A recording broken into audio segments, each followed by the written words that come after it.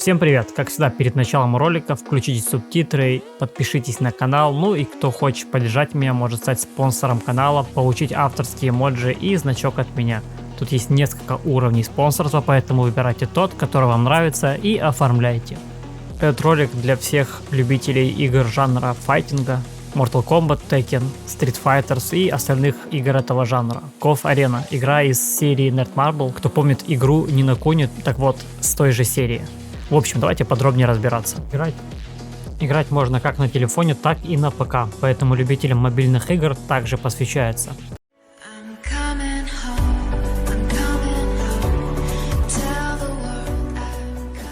Где же можно скачать KOF?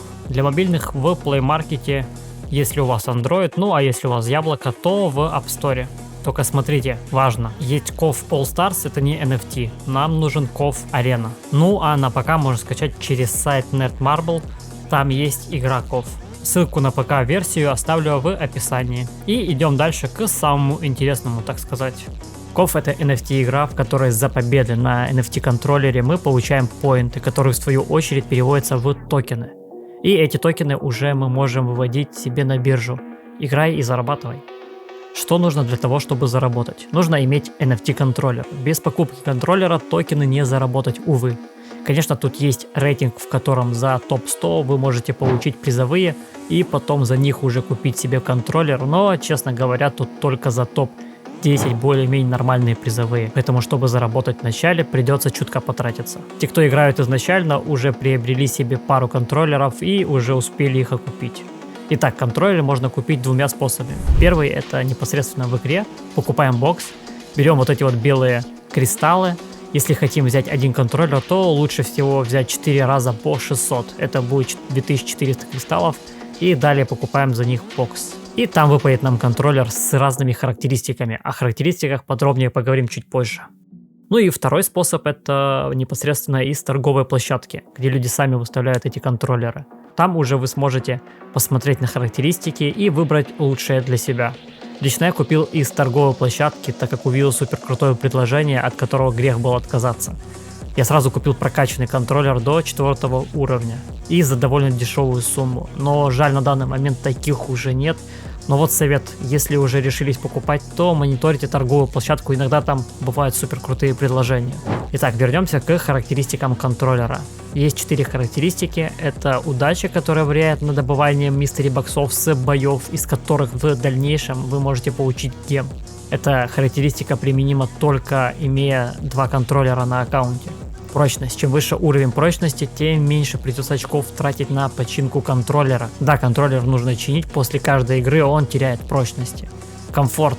Эта функция еще не введена в игру. Ну и эффективность. Эффективность — это одно из главных, если у вас один контроллер. Чем больше эффективности, тем больше поинтов будет давать ваш контроллер за победу или поражение. Поэтому я прокачал себе эффективность до 39 уровня.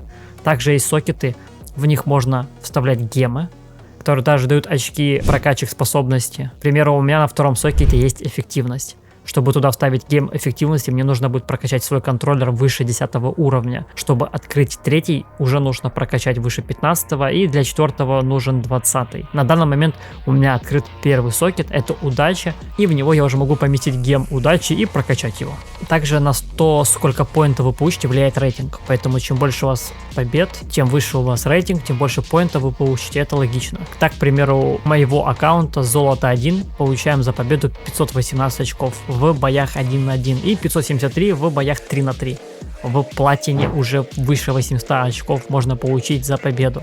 Поэтому эта игра еще больше привлекает меня, ведь где есть рейтинг в играх, там всегда будет соревнование и всегда будет актив. Какие персонажи сильнее, какие слабее, тут сложно сказать. Ведь один контрит другого, другой контрит третьего и так далее. Лучшего персонажа тут нет.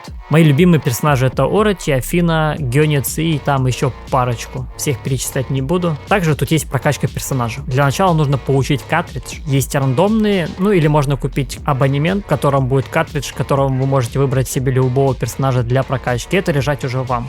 Но чем больше прокачан ваш персонаж, тем больше урона он нанесет и больше защиты будет иметь. И, конечно же, вам будет проще сражаться. Об этом уже более подробно расскажу в следующем ролике о KOF.